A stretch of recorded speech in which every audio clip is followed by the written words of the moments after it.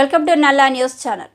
మాజీ మంత్రి ఎమ్మెల్సీ పట్నం మహేందర్ రెడ్డి, వికారాబాద్ జిల్లా జెడ్పీ చైర్మన్ సునీతారెడ్డి ఈరోజు తెలంగాణ రాష్ట్ర ముఖ్యమంత్రి రేవంత్ రెడ్డి నాయకత్వంలో నడుస్తూ కాంగ్రెస్ పార్టీలో చేరుతున్న శుభ సందర్భంగా వారిని షేర్లింగంపల్లి నియోజకవర్గ కార్యకర్తలు నాయకులతో కలిసి శుభాకాంక్షలు తెలియజేశారు. షేర్లింగంపల్లి నియోజకవర్గ కాంగ్రెస్ పార్టీ ఇన్ఛార్జ్ వి జగదీశ్వర్ గౌడ్, నల్ల సంజీవరెడ్డి, వీరమల్ల వీరేందర్ గౌడ్, ఎండి అఖ్తర్, దినేష్ రాజ్, మంజుల యాదగిరి, సురేష్, ముదిరాజ్, ముద్దంగుల తిరుపతి పాల్గొన్నారు.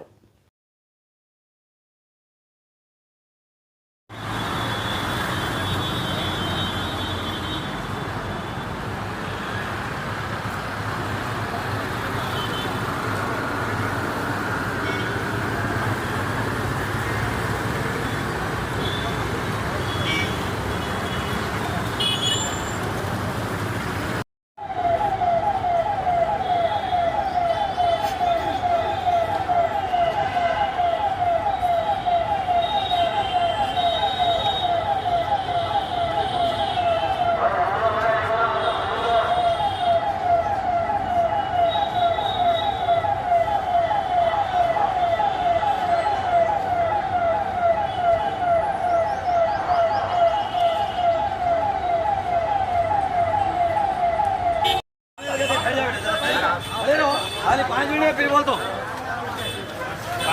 गर्मी कम नहीं होना है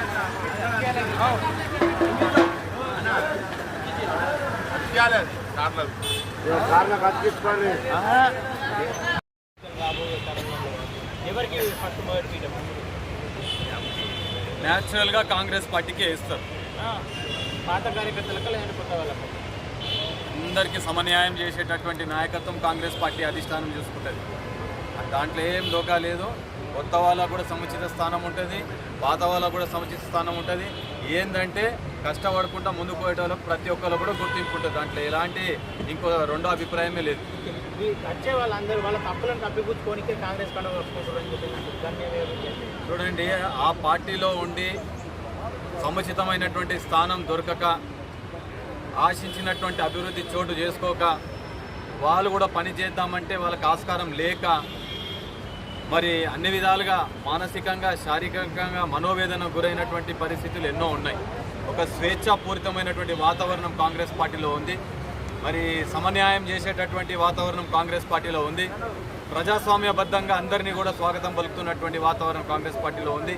కాబట్టి ప్రతి ఒక్కరు కూడా ఈరోజు క్రియాశీలక పాత్ర పోషించి చక్కటి గుర్తింపు పొంది, మన్ననలు పొంది, తనున్న ప్రాంతానికి, తనున్న నియోజకవర్గానికి, జంట నగరాలకు కానీ, రాష్ట్రానికి కానీ, ప్రత్యక్షంగా కానీ, పరోక్షంగా కానీ ఏదో విధంగా దోహదపడాలన్నటువంటి సంకల్పంతో పౌరులు ఉన్నారు. మరి అలాంటి పౌరులందరూ కూడా ఒక చక్కటి వేదికగా కాంగ్రెస్ పార్టీ తరఫు నుంచి అద్భుతమైనటువంటి ఆస్కారం ఉంటుంది పనిచేసే వాళ్ళకు. కాబట్టి అది విశ్వాసంలోకి తీసుకొని ఈరోజు పార్టీలో జాయిన్ కావడం జరుగుతూ ఉంది. వస్తున్న పార్లమెంట్ ఎన్నికల్లో ఎట్లా రిజల్ట్ ఉండబోతున్నారు? మీరు చూడండి, లాస్ట్ టైం మనకు కాంగ్రెస్ పార్టీకి ఎంపీ ఎలక్షన్లో 4 సీట్లు వచ్చినాయి. ఈసారి గణనీయంగా పెరుగుతుంది. 10 కంటే ఎక్కువ వచ్చేటటువంటి ఆస్కారం ఉంటుంది.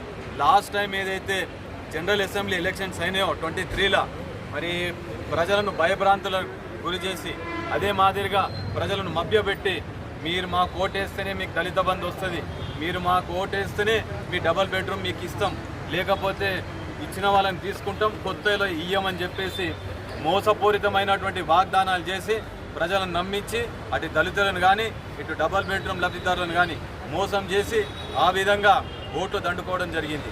అదే కాకుండా పెద్ద ఎత్తున విచ్చలవిడిగా డబ్బులు పంపిణీ చేసి, మరి ప్రజాస్వామ్యబద్ధంగా నిర్వహించవలసినటువంటి ఎలక్షన్లు ఏవైతే ఉన్నాయో స్వార్థపూరితమైనటువంటి వారికి కొమ్ము కాసినాయి బీఆర్ఎస్లకు, మరి పోలీస్ యంత్రాంగం కానీ ప్రతి ఒక్కరు కూడా కొమ్ము కాసి వారి పక్కన చేరి, మరి అక్కడ ఉన్నటువంటి అభ్యర్థుల, కాంగ్రెస్ పార్టీ అభ్యర్థుల ఓటమి కోసం మరి దోహదపడడం జరిగింది. ఇప్పుడు అట్లాంటిది కాదు.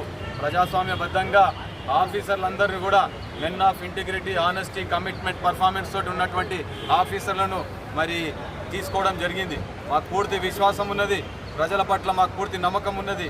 రాబోయేటటువంటి ఎలక్షన్లో, ఎంపీ ఎలక్షన్లో భారీ మెజారిటీతోటి అఖండ విజయం సాధించి అన్ని పార్టీల కంటే ఎక్కువ సీట్లు తీసుకొచ్చేటటువంటి వాతావరణం కాంగ్రెస్ పార్టీకి ఉంది. ఎంపీ సీట్లు కూడా గెలుచుకుంటుంది.